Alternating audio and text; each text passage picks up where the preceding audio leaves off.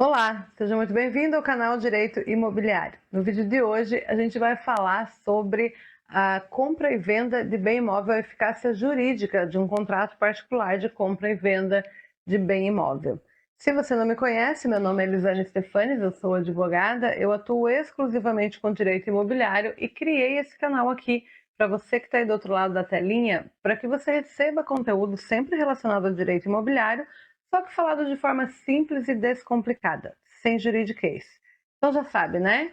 Se inscreve no canal, deixa o like nesse vídeo e compartilha esse vídeo com quem você entender que tem interesse nesse tipo de conteúdo. Assim a plataforma vai entender que o conteúdo é relevante e vai entregar para mais pessoas também. Conto aí com a sua ajuda e vamos agora ao que viemos, vamos falar aí da validade jurídica, da eficácia jurídica do contrato particular de compra e venda de bem imóvel, o famoso contrato de gaveta.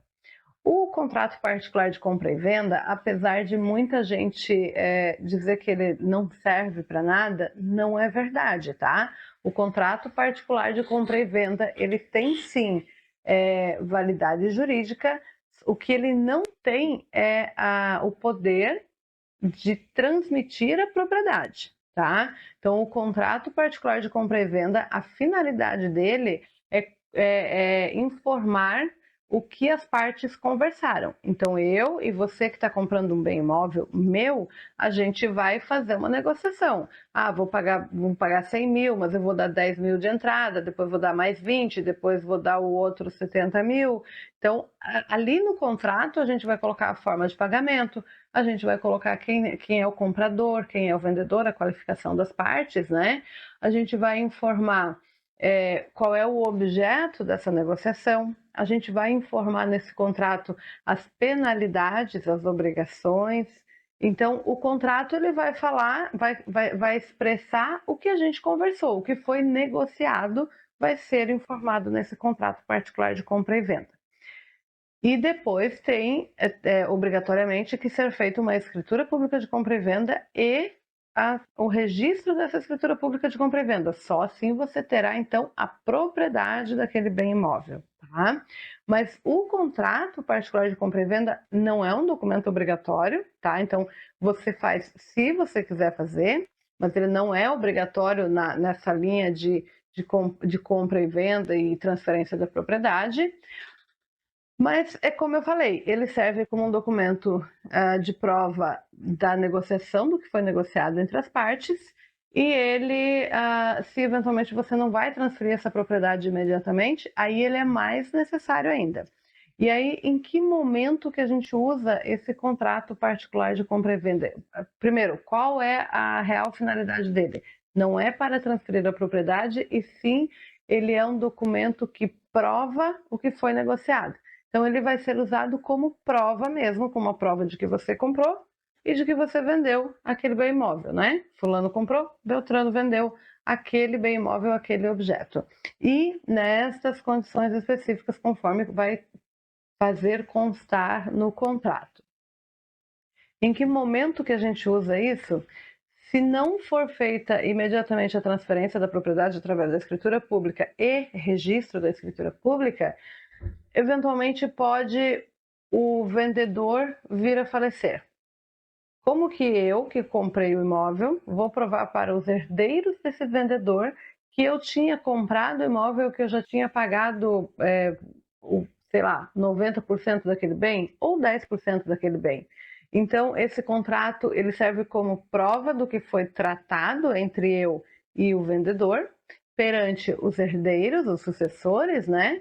E ele também pode servir como prova numa ação de uso capião, que eu acabei tendo que recorrer à ação de uso capião e eu preciso comprovar o tempo de posse. Esse contrato particular de compra e venda, ele é a prova, ele serve como prova da minha boa-fé, de que eu comprei, de que eu paguei por aquele bem imóvel, de que a pessoa me vendeu aquele bem imóvel, e ele serve também para comprovar o período que eu estou exercendo essa posse.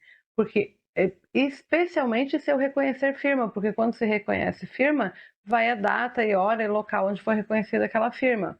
reconhecimento de firma significa o responsável, lá, o representante do tabelião, né, dentro do tabelionato, vai olhar a assinatura, vai comparar com um documento meu pessoal e vai dizer, não, realmente foi a Elisane quem assinou esse documento aqui na data X, no local X, no horário X, então todas essas informações estão ali e essas informações são cedidas pelo tabelião, que tem fé pública. Então ele acaba se tornando aí um documento que, como prova de comprovação de tempo de exercício de posse, ele é um excelente documento. E também pelo título de boa-fé. Também é um título de boa-fé. Outra situação que é muito usado o contrato particular de compra e venda, falando aqui de ações judiciais, né? De eventuais problemas que a gente possa ter aí por não transmitir a propriedade.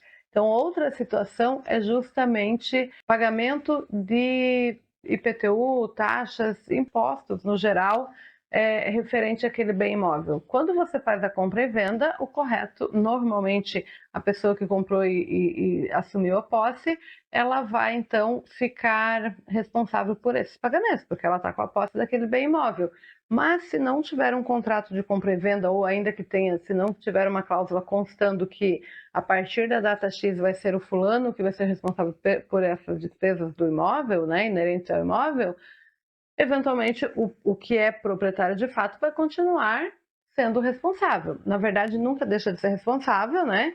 Então, se eu vendi e não transferi a propriedade, eu continuo lá na prefeitura como responsável do IPTU, por exemplo, mas com esse contrato de compra e venda eu consigo fazer o pagamento aqui perante o órgão público, mas exigir o reembolso da pessoa que comprou aquele bem imóvel. Como que eu provo que eu vendi a partir da data X?